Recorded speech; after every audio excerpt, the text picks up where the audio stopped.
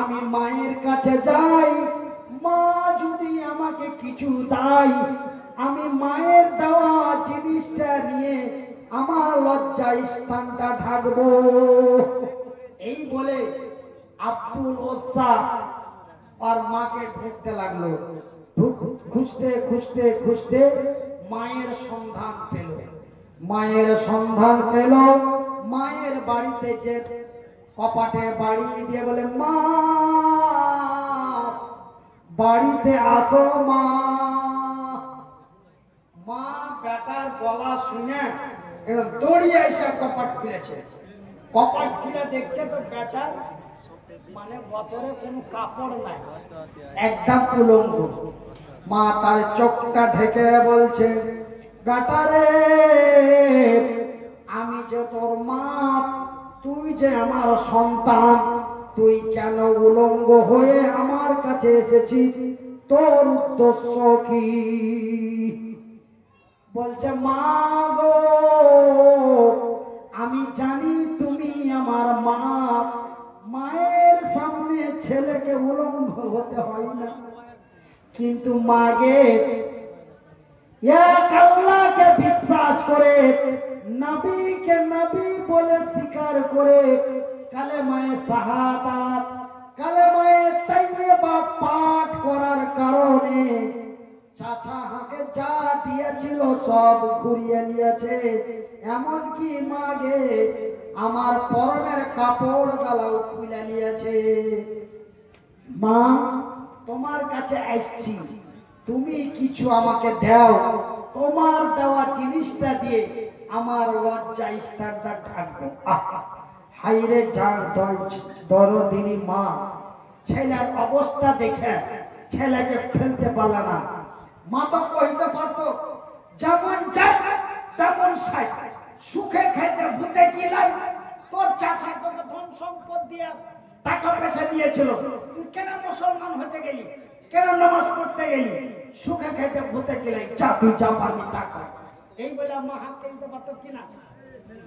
পারতো, কিন্তু মা হাঁকাইতে পারেনি। মা দেওয়ার লেগে খালি ছটপট করতে লাগলো।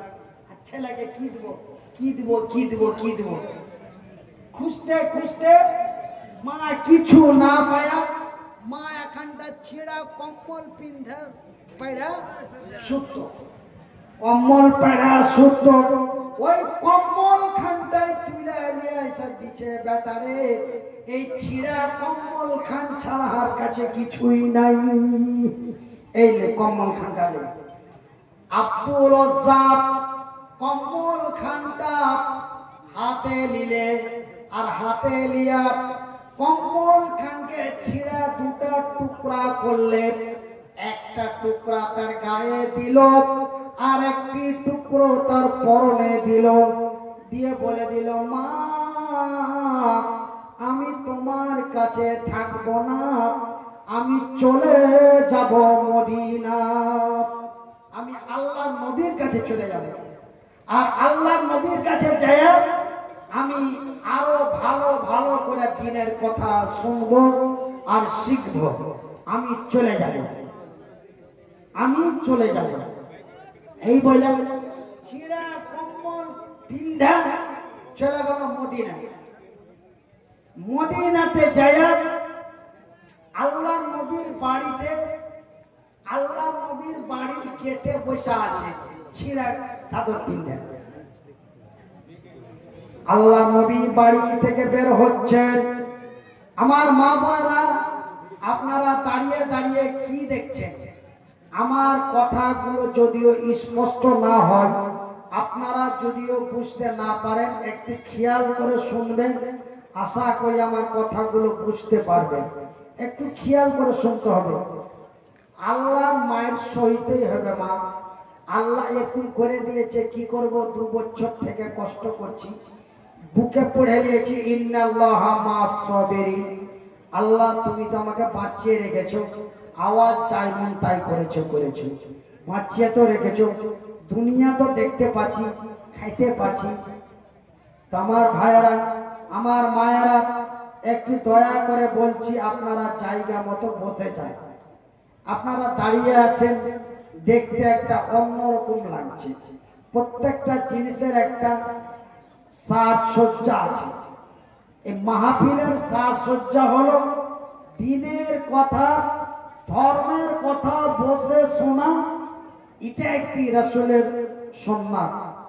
ধর্মের কথা বসে শোনা, এটা নবীর সুন্নাত। আমার মায়েরা, আমার ভাইয়েরা, আমার বন্ধুরা, এইবার আব্দুল ওসা চলে গেল মদিনা নবীর দিদারে, নবীর সাথে দেখা করতে চলে গেল। তো ভাই, আল্লাহ নবীর বাড়ি আপনারা কেউ দেখেছেন? আছেন কেউ মাহফিলে? আছেন কেউ প্যান্ডেলে? আছেন? নবীর বাড়ি কেউ দেখেছেন? দেখেননি? আল্লাহ কে দেখেছে? কে বলছে? হ্যাঁ, তো ভাইজান, আল্লাহ আমার মতো এই অধমক দেখিয়েছে বলি আলহামদুলিল্লাহ। মক্কার বাড়িও দেখেছি, মদিনার বাড়িও দেখেছি। আমি আপনাদের দোয়ায়, আল্লাহর দয়ায়, আল মক্কাতুল মুকাররমা, মদিনাতুল মুনাওয়ারা, আল্লাহ আমাকে 2004 সালে একবার দেখিয়েছেন, 2006 সালে একবার দেখিয়েছেন। আল্লাহ দুইবার আমাকে দেখিয়েছেন। তো আল্লাহ নবীর বাড়ির দরওয়াজায় আব্দুল ওসা বসে আছে, যে আল্লাহ নবী যখন বাড়ি থেকে বের হবে তখন আল্লাহ নবীর সাথে সাক্ষাৎ করবে।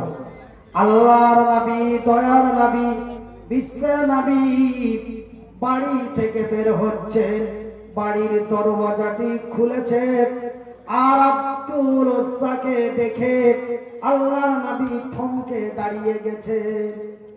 আর দাঁড়িয়ে যে বলছে, এই ছেলে, এই ছেলে, তোর নাম কি? তোর বাড়ি কোথায়? এই ছেলে, তোর নাম কি? তোর বাড়ি কোথায়? তোর অবস্থা কেন এরকম? তোর চেহারা, তোর কাটিং, তোর ডিজাইন, তোর সুরাত দেখে তো মনে হচ্ছে তুই একজন পয়সাওয়ালা ঘরের ছেলে, কিন্তু তোর অবস্থা কেন এই? তোর নাম কি? তোর বাড়ি কোথায়? আব্দুল ওসা বলে, ও আল্লাহর নবী, দয়ার নবী, আপনি আমাকে চিনেন না, কিন্তু আমি আপনাকে চিনি। আমাকে তো সবাই চিনে, আমি কাকে চিনেছি ভাই? আমাকে তো সবাই চিনে, আমি কাকে চিনি? আব্দুল ওসা বলছে, নবী গো, আপনি আমাকে চিনেন না, কিন্তু আপনাকে আমি চিনি। আমার নাম ওসা, আমার বাড়ি মক্কা। তো আরে খাপা, তোর অবস্থা কেন এরকম? তোর চেহারা দেখে তো মনে হচ্ছে তুই শিক্ষিত ছেলে, তোর চেহারা দেখে তো মনে হচ্ছে তুই পয়সাওয়ালা ঘরের ছেলে, তোর অবস্থা কেন এই? বলছেন, নবী